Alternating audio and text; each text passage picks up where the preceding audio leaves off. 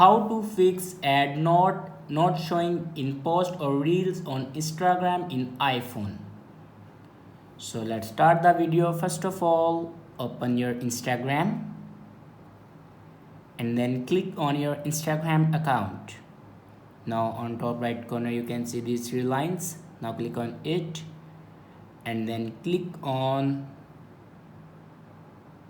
sharing and reuse. Now here you can see the option notes on post or reel. If you turn off this button, then turn it on. After turning this button on, your problem will be fixed. If it doesn't fix your problem, then open App Store and search here Instagram. Now check your update.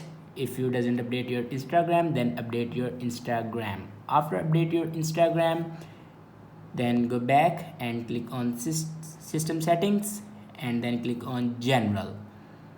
Now click on iPhone storage and scroll down and click on Instagram.